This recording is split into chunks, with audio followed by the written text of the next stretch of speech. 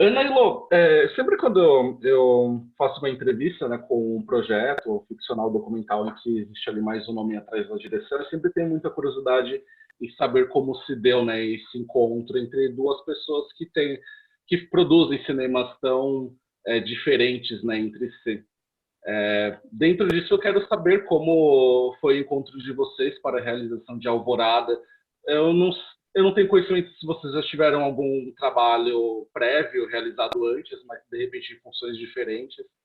Mas tenho curiosidade de saber como se estabeleceu a relação, tanto profissional quanto pessoal, também, para assim realizar esse documentário. Bom, pessoalmente a gente se conhece há muito tempo, praticamente desde a adolescência. A gente é amiga há bastante tempo, mas a gente nunca tinha trabalhado junto. O que aconteceu nesse filme foi que foi de fato é um filme de urgência, né? E eu tive primeiro a ideia de consultar a Dilma para saber se ela toparia fazer. Consultei, ela topou. E aí eu tinha combinado com ela, falei assim, eu queria chamar uma turma de mulheres assim fortes, interessantes, inteligentes, assim, para documentar esse momento.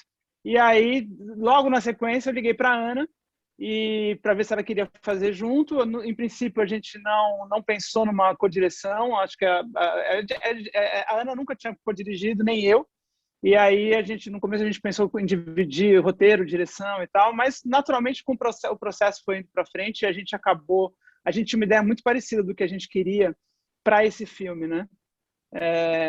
E aí foi meio natural que a gente acabou co-dirigindo, foi o próprio filme que foi se e o processo que foi se impondo. Foi assim. Na verdade, eu acho que assim, esse é um filme de urgência, né? Que quem fez essa união, acho que foi o próprio filme, assim, diria. Como ela falou, eu não gosto de direção, ela também não. Eu tive uma vez, muitos anos atrás, e acho muito difícil, porque é uma coisa muito pessoal, e de formas e tal. Então, de fato, quando ela me chamou, minha primeira reação foi não, mas depois falei, então vou fazer o roteiro. E aí trabalhei nessa ideia aí do recorte da Alvorada. Ela gostou e a gente foi apresentar para a Dilma, e aí a gente acabou se envolvendo. Mas é isso, eu acho que o que nos uniu foi o filme mesmo. Foi o fato de que nós éramos duas pessoas de confiança da Dilma e também nós tínhamos confiança uma na outra, porque a gente se conhece há muito tempo. Então, acho que apesar das diferenças das nossas carreiras, a gente se uniu para fazer esse filme junto. Em 2016, né, tinha sido noticiado que quatro projetos para cinema seriam feitos de cobertura do processo de impeachment da Dilma. Aí tivemos, né, o Democracia em Vertigem, da Petra Costa, tivemos também o processo da Maria Ramos e também o Excelentíssimos do Douglas Duarte. Eu me pergunto se durante aquele período, né, em que vocês também estavam lá para a realização de Alvorada, se vocês, enfim, estabeleceram encontro com esses cineastas, não, até com outros que também estivessem fazendo algum tipo de cobertura, né, de todo o processo, e como se deu, né, as conversas, né, diante desses encontros, e também como foi estabelecer digamos, um acordo democrático em relação à ocupação, né, dos espaços para a realização dos registros. Eu acho que isso foi meio natural, eu acho que estava todo mundo em Brasília, a Guta mais focada no Senado, a Petra mais na rua, a gente mais no Alvorada. Houveram encontros, colaborações, eventuais até conflitos, mas o fato é que estava todo mundo com o mesmo objetivo, de narrar. Com o Douglas, eu acho que eu não encontrei. Não, eu falei com ele uma vez, mas a gente não encontrou de fato. Mas o recorte dele já era um quarto recorte ainda diferente. São quatro recortes bastante diferentes, né? O que Mas eu facilitou acho que bastante. todo mundo estava com o mesmo objetivo de cada um pedaço, cada uma, né, um pedaço da história, mas com o objetivo de deixar a narrativa que a gente considerava correta na época, né? Eu tenho curiosidade de saber um pouco mais sobre o vínculo que vocês estabeleceram a Dilma, porque, enfim, né, foi tudo ali no calor do momento, e dá para perceber pelo próprio Alvorada que é até mesmo um tanto difícil, né, para vocês obter algum tipo de acesso exclusivo, ali, né, por conta de todas as reuniões, de todos os compromissos. Então, queria saber um pouco mais essa relação que vocês tinham, né, com a ex-presidente antes da realização desse documentário, e também quais foram as negociações que vocês fizeram com ela durante a produção da Alvorada. Bom, durante a produção tá bem claro, né, no filme, assim, ela se abriu para que a gente fizesse, talvez não com tanta consciência do quanto seria incômodo, e de fato é incômodo, né, ter uma câmera dentro de casa durante tanto tempo. O que a gente estabeleceu com ela quando a gente chegou lá para filmar foi que a gente, em teoria, teria acesso a tudo que a gente quisesse, o que não queria dizer que ela não se incomodaria ou que ela deixaria quando estivesse perto dela, tal, mas ela deu um acesso para a gente bem amplo, assim, mesmo quando mesmo que ela não quisesse, às vezes, que a gente chegasse muito perto dela quando ela começou a ficar mais incomodada, ela nunca restringiu o nosso acesso ao resto do palácio. Ela nunca sabia onde a gente estava, com quem a gente estava falando, ela não sabe o material que a gente tem. Então, isso estava claro, assim, sabe? Isso não foi um problema. Então, assim, o estabelecido era, podem filmar, mas se incomodar, ela não falou isso, né? Mas ficava implícito, se incomodar, eu vou falar. E incomodou, de fato, mas ela nunca mandou a gente embora e nunca cortou a liberdade inicial que ela deu para a gente, assim, em relação ao acesso ao palácio. Sobre as relações anteriores que você pergunta, a Lô já tinha trabalhado com ela e eu conhecia ela mais pouco, mas eu participei de vários atos anti-golpe, então eu estava meio próxima dela nesse momento. Mas a Lô conhecia todo o staff dela, quer dizer, a gente tinha acesso a ela, aos telefones, e quando a gente foi falar da ideia, marcamos um jantar e ela topou, é isso, eram duas pessoas que ela já conhecia, né? Que ela, enfim, que ela tinha uma confiança. Então, por isso que ela deu um ok tão amplo. Não foram duas pessoas que ela tinha alguma história. Vocês, como realizadoras da ficção, eu tenho muito interesse em saber também como foi encontrar uma poesia, um cinema dentro da urgência desse registro.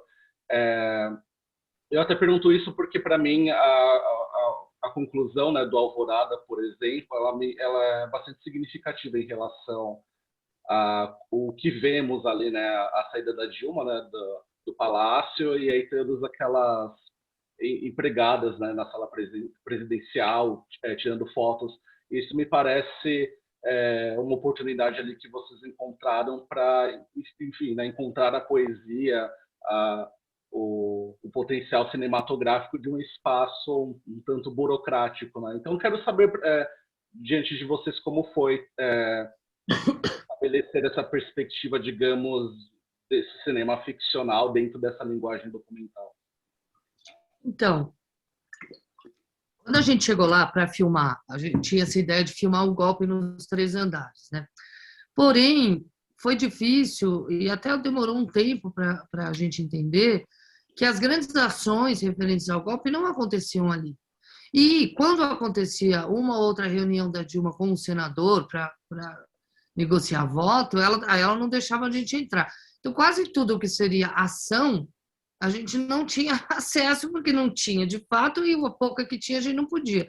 Então, a gente foi indo para os outros andares, para os outros personagens, para as pequenas ações do cotidiano ali. E na hora da montagem, a gente foi reconstruindo esse espaço, né? Que o filme, na verdade, ele é quase inteiro uma longa espera para um evento que acontece na parte final, né? Então, ele tem essa natureza de gerar o espaço, gerar o tempo. Ele é um filme ele esculpe o tempo e o espaço o tempo inteiro até o evento que acontece no final. E a última parte, depois do impeachment, eu acho que é a parte mais lírica, de fato, quando a entrevista dela chega num ponto clímax, quando ela fala, que a gente usa a mesma entrevista, né, o filme inteiro, e na parte final, quando ela fala do personagem do diabo, e que, inclusive, ela fala sobre a queda, sem perceber que ela está falando dela mesma. Então, aquilo, para mim, foi a fonte de poesia do final. Ela está falando de algo que ela não percebe na hora que ela está falando dela mesma. E aí, toda aquela melancolia mesmo da própria mudança, de encaixotar as coisas, de ver o Fiat Uno dela, o pessoal varrendo, o pessoal botando o DDD, o urubu batendo na janela.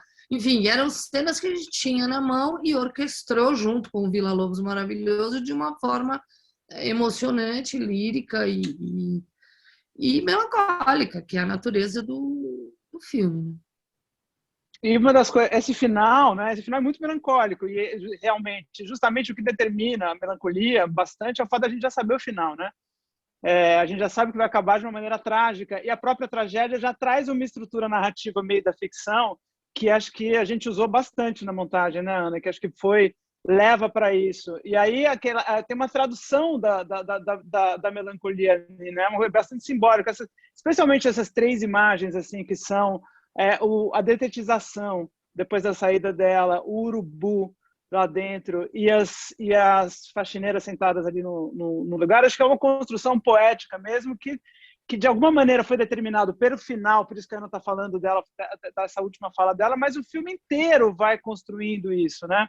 Vai construindo essa camada melancólica e muito ajudada. Você falou que o Palácio eu não lembro a palavra que você usou, mas uma coisa formal, não lembro a palavra que você usou sobre uma estrutura... Um espaço burocrático. Um espaço burocrático. Mas, por outro lado, pela arquitetura dele, pela maneira como ele foi colocado e pensado, ele é muito poético, é um espaço muito poético, é um espaço que permite muito uma exploração numa outra camada mais sensorial, assim, e que diz muito sobre o que está acontecendo naquele momento. E o contraste entre esse lugar absolutamente aberto, solar, que parece que tem uma acessibilidade quando você olha do lado de fora, lá para dentro, parece que ele é super acessível. O contraponto disso com o que está acontecendo, com a tensão, com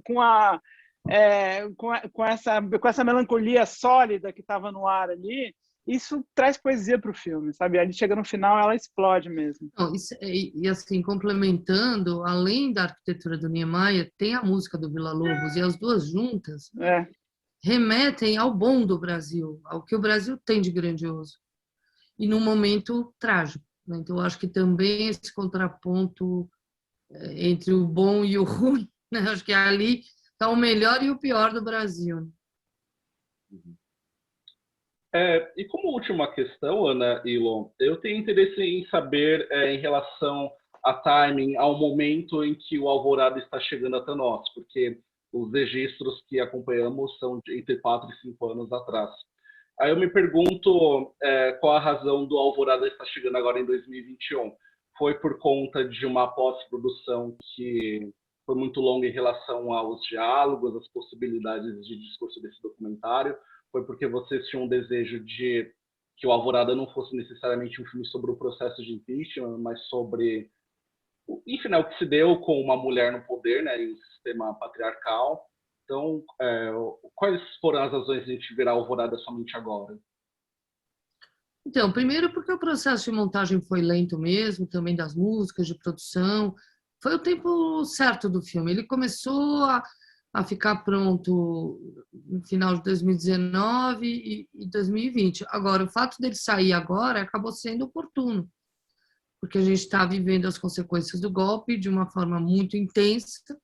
Então, as pessoas estão abertas, estão disponíveis a rever aquele processo, né? Porque na época a opinião pública estava malhando do Judas, né? Ela virou uma figura odiada e tal. E hoje já não. Hoje mudou. A opinião pública está bem diferente. Então, não foi arquitetado, não foi pensado para isso. Agora, claro, a gente sabe que o filme ele não estava aqui para contar o golpe. Então, a gente não tinha urgência. Como eu acho, por exemplo, que o filme da Petra tinha uma urgência, inclusive de mostrar fora, e ela acabou indo para o Oscar, porque ela tentou realmente esmiuçar todo o movimento democrático das últimas décadas. A gente não, a gente sabia que o nosso era mais uma peça fílmica mesmo, em cima de um espaço e de uma personagem, num tempo dramático, né?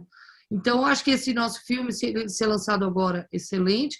Se ele fosse lançado daqui a 5 anos, excelente também. E se ele fosse lançado daqui a 10 anos também. Ele é um filme atemporal. E no final é ótimo que as pessoas possam ver o filme agora, de fato. Tem um interesse maior das pessoas nesse momento de entender o que aconteceu ali, para entender o que está acontecendo agora no país, né? Porque está muito grave o que está acontecendo no país. Então as pessoas estão mudando de ideia em relação ao que pensavam naquele momento sobre Dilma, sobre um monte de coisa. Então está um momento bastante propício nessa revisão que a gente está sendo obrigado a fazer, porque mesmo que a gente não quisesse fazer, não tem como fugir, né? A gente precisa entender o que está acontecendo para combater o que está acontecendo. E eu acho que o filme e aquele momento, e não à toa tem tantos filmes sobre aquilo. A gente não tem tantos filmes políticos no Brasil, assim, para ter uma cultura de tantos filmes políticos, para ter, sei lá, 6, 7 filmes, porque tem mais ainda, né? Além desses 4, tem alguns outros sobre esse assunto, assim, porque realmente a gente precisa passar, a gente precisa dissecar isso, sabe? Para não Eu pra acho que o sair nosso disso. filme também tem uma delicadeza que eu acho que ele dá meio, como diria minha avó, tapa com luva de pelica. Conhece essa expressão? Porque a gente não está ali defendendo exatamente com as ideias, a gente mostra a qualidade da pessoa que estava no cargo. Pelas pequenas ações, pelas falas, né? Então, em comparação com quem está ocupando hoje, é o que a minha avó chamaria de tapa com luva de pelica. Não precisa falar nada, mas está muito claro. Uma mulher culta, que sabe de história, que sabe de literatura, que está interessada em muita coisa, né? Em comparação ao que a gente tem hoje. Então, acho que realmente muita gente que não gosta dela vê o filme e fala, poxa, gostei, ela tem lados que eu não sabia e foi interessante conhecer. Assim. Acho que é um momento muito, como ela falou, as pessoas estão abertas. Especialmente porque ela se mostra de uma maneira, obviamente, uma maneira que as pessoas não conheciam, mas, sobretudo, a reação dela ao que está acontecendo, que tem meio essa coisa reta, íntegra, né? E de não tomar para si exatamente o que está acontecendo, porque todo mundo se perguntava assim, poxa, como é que ela aguenta? Todo mundo em volta dela estava caindo, né? Porque estava reagindo de uma maneira de muito mais frágil do que ela, e ela sempre ela era a resistência em pessoa, assim, sabe? E essa coisa de não tomar para si, de não tomar como pessoal o que estava acontecendo, é muito difícil de fazer, especialmente quando os ataques a ela eram muito pessoais e muito violentos durante todo o governo dela, e especialmente durante o processo de impeachment. Então, assim, dá para ver realmente uma pessoa, não só uma pessoa diferente do que todo mundo imaginava, mas uma reação absolutamente surpreendente e admirável, né? Acho que isso, de alguma maneira, mesmo que você odeie ela, você fala assim, bom, eu gostaria de, numa crise, reagir desse jeito. Manter o equilíbrio, me manter no balanço, sabe? Me manter no eixo. Queridas, é isso. Eu agradeço pela disponibilidade e desejo sucesso com a chegada do filme aos cinemas. Muito obrigado. Obrigada também, Alex. Alex.